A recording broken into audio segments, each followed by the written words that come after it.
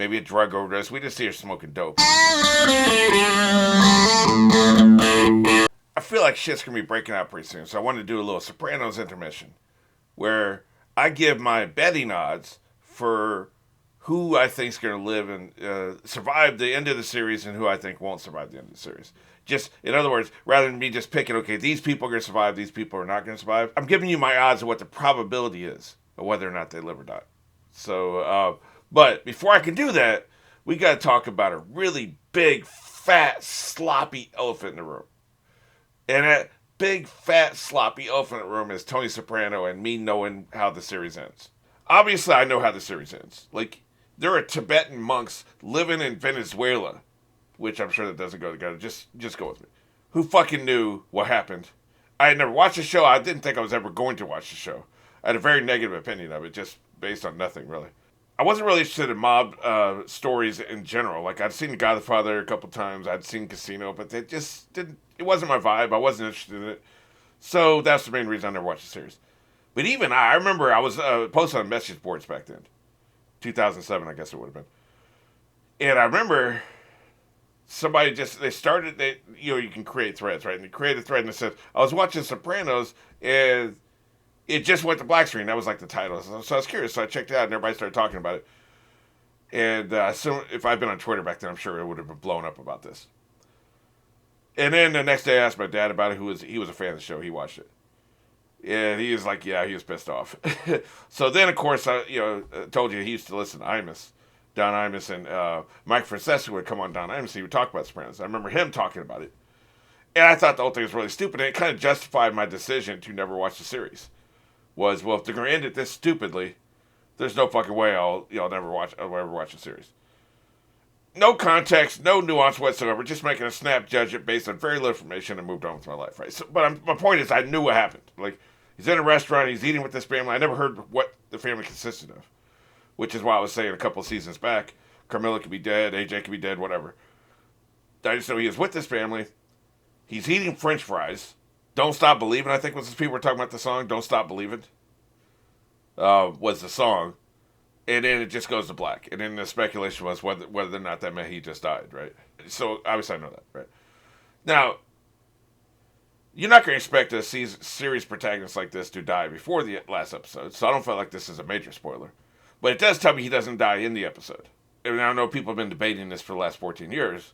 What does the ending of the series mean? Does it mean he's dead or not? No, or does it mean life goes on? Here's my take on all that. I don't give a shit. Because I've had a long running grudge with authors and creators who refuse to take a stand and leave it up to the audience to decide what the ending means. No, that's your fucking job, is to tell the audience what the ending means. And I don't mean do it in an interview later. You tell it on screen within the text what the fucking ending is. Now, Inception was another ending like this. We'll leave it up to the audience to decide. Kiss my ass. George R. R. Martin's another one. He doesn't believe in giving answers. He believes in, there'll be some final answers. We'll know who ends up on the Iron Throne in his books. I mean, he's not going to be alive to write Dream of Spring, but, just hypothetically, if he was a vampire and he could live forever, 100 years from now when Dream of Spring came out, we would find out who sat on the Iron Throne. But there'd be a lot of questions he wouldn't answer. Because he doesn't like that, because he's like, I don't like authors who give answers because what if I don't agree with the answers? And my response to that always is, well, that's fine. You don't have to agree with the answers. There's a lot of answers we get in life we don't agree with. But I believe in providing answers. Now, even I have ended a film, Art of Confession, I ended with very ambiguously. What the hell does it mean? But that was a creative choice, and so I get it. And if somebody was angry with me about that, why don't you just tell us what it means? I would completely commiserate them, and I totally get that. I think all creatives do it. But I don't like it. And because I don't like it, I refuse to participate in the dialogue about it. Because really, the filmmakers, it comes across as like they're too lazy to figure out a good ending. So they want the audience to write the ending in their head. And of course, they'll like the ending because they'll like the ending. Because if you wanted, I think his name was Dom in Inception. If you wanted him to stay in the dream world, then you can in your head be like, okay, well, that's what that ending means. And just go with it. And you're happy because you got the ending you wanted. Personally, I do think that's what the ending means because when he looked out the window, he sees his kids. They haven't aged at all. From the memory, the flashbacks they showed his kids, and then the kids he saw out the window looked the same age, but he's been gone for years, so they would be older. Kids grow fast, right? So for me, I think that's what the ending means. Other people said, no, those kids look different or whatever. It's like, whatever. Like, I refuse to participate in dialogue. I think I know what it means, but I refuse to participate. I don't argue with them. I don't debate anybody on that. Because they didn't have the guts or they were too lazy to... didn't have the guts to make a stand or they were too lazy to come up with a really cool ending. So they want you to write the end. Meanwhile, if you wanted him to not be still in a dream, if you wanted him to be in reality, then you can also get that ending. You know, because you write it yourself. And so, no matter what, you come out of the movie happy because you get the ending you want. You know, they didn't have the guts to make a stand, right? And just like this show, like, you know, it probably means he died. But I'm not going to participate in that dialogue. Because if the showrunner, if the creator doesn't care enough to give a definitive answer, then I don't care enough to create an answer for them. That's just how I feel about this shit. You know, it's annoying. You know, and so I'm curious what you think and what you think the ending means. And, you know, if you want to wait till we get there, because there'll be more context, obviously. I'm kind of still talking in the dark. Like, I've never read up on it. I've never seen the scene on YouTube or anything. I've just had it described, like I talked about, you know, 14 years ago, Mike Francesco was describing it to Don Imus. So I barely remember. I just remember, like, the high points. I remember Imus making fun of the fact he was stuffing his fat face with French fries and ketchup, you know. So that sticks in my mind. But I don't have, like, the context. So maybe I'll feel differently when we get the full context. I don't even know if, like, he had any enemies left. Presumably he did, or people wouldn't be assuming he's dead. You know, fuck, maybe they think AJ did. I don't know. I don't even know who the suspects are who would kill him. There's something about a guy walking in, staring at him, and then going to the bathroom. I remember them talking about that. That's all I know. So we can revisit this conversation later if you want to. You know, you can wait until the end of the series. I mean, say what you want about the ending of Dexter. They gave us a definitive ending.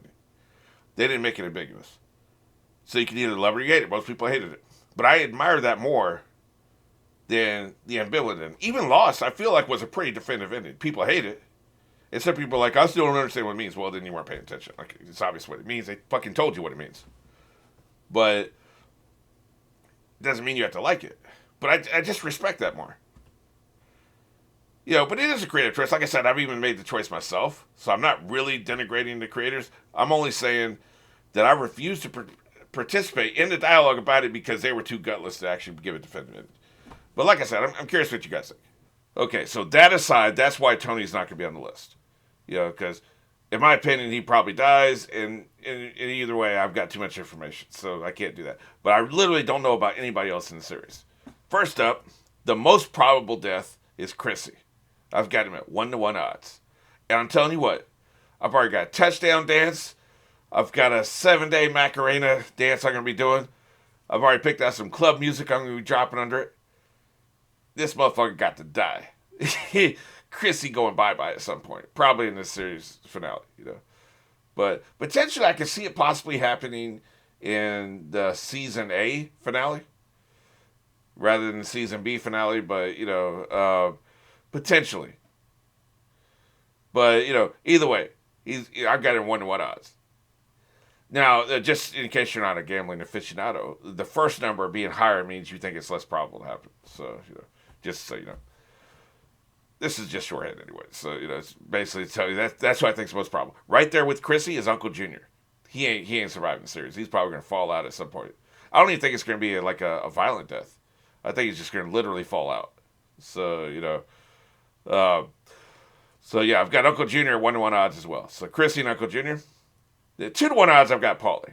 Paulie's done a lot of bad shit. I don't think Paulie's making it out of this series. He may not make it out of Season 8, 6A. He's done a lot of bad shit, and I think they've really, like, made him worse over the past couple seasons. So I feel like they're setting up his death. And, you know, the whole shit with his mom and all that crap. So, I think that they're setting him up, like, to be an asshole so that they can just get rid of him. You know, I feel like the people at the top, the people who've done the worst shit that we've seen, are probably not going to make it out of the series. You know, you'll see the person I think who will make it out of the series, just because even though he's also done bad shit, he hasn't done as bad shit. All right, next up we got Silva at 3-to-1 odds. He'll probably be there till the end, but I don't think he's making it out of the series. I think there's a really good chance. Now, any of these people could survive. I'm just saying my odds, of the probability of them. In other words, there's 3 times. I think Silbo is 3 times as likely to survive the series than Chrissy or Uncle Junior, for instance. 5-2 odds, AJ.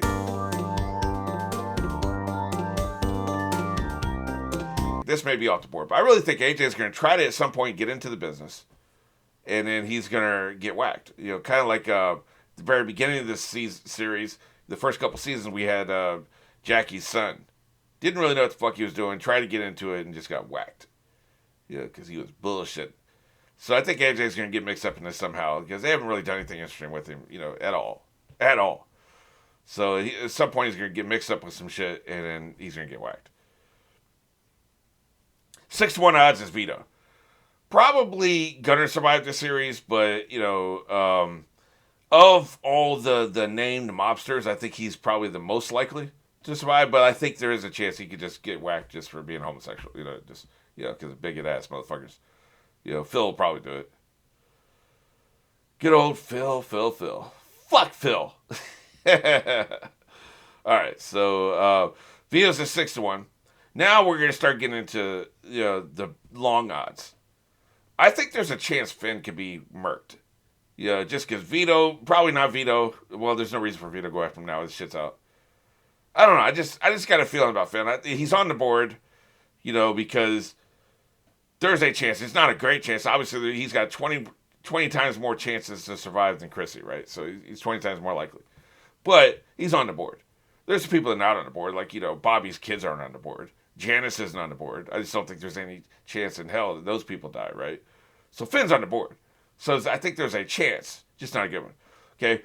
Below Finn, we've got the ridiculous odds. They're on the board because we've had so much of them, but there's no chance in hell any of these people are dying. Carmella, 75-1. I suppose she could be caught in a line of fire. Somebody's trying to whack Tony. Probably Phil. Somebody's trying to whack Tony, and they catch her in a crossfire. I could see that possibly happening in the last couple episodes. As I mentioned, I know Tony's going to be at that table, and they say his family, but I don't know what does his family consist of. His family could be Chrissy. His family could be, it could be the family. And I misinterpreted all these years. I assumed it was his personal family, like his wife and kids, all these years, but I only ever heard he was sitting at the table with his family. It could be the family, the mafiosa. So there's no guarantee that Carmella survives the series. I really think there's at least there's a chance in hell. 75-1 is a chance in hell, right? I think the Colts have better odds of losing the Super Bowl against the Jets than that, in Super Bowl 3. But so there's a chance, but it's not a big chance. But I think that the show might pull this out of their ass.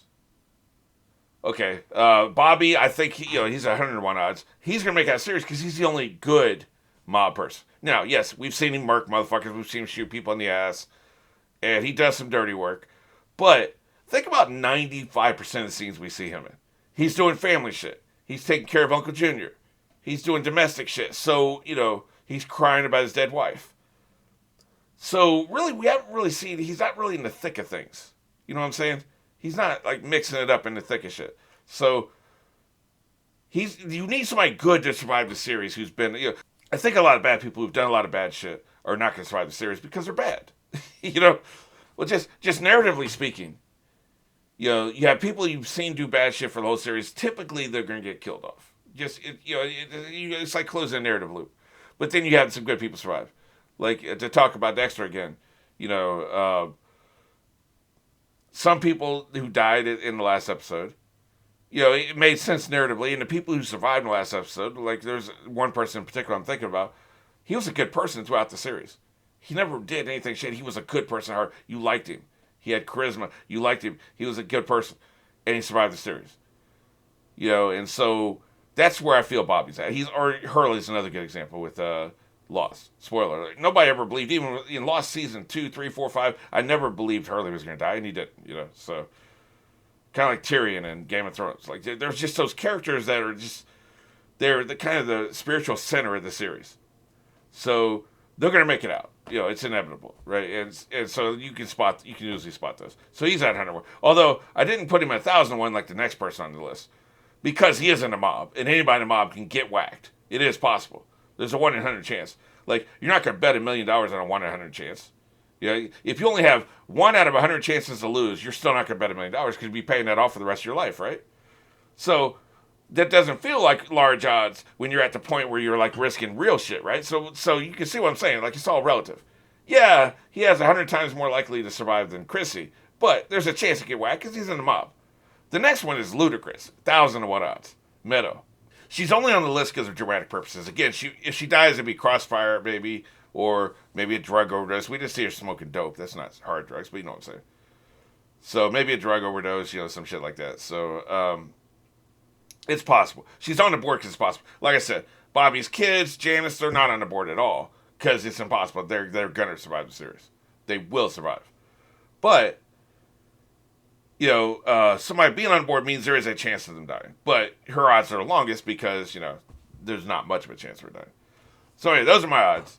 Now, obviously, you can't comment on this for sake of spoilers, but we can all come back to this video and talk about this after the fact.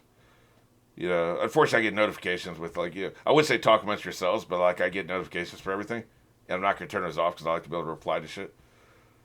But maybe we could just kind of, put it on hold and then come back to this in a month when, the series is over. And we can all have a good laugh at how fucking stupid I was.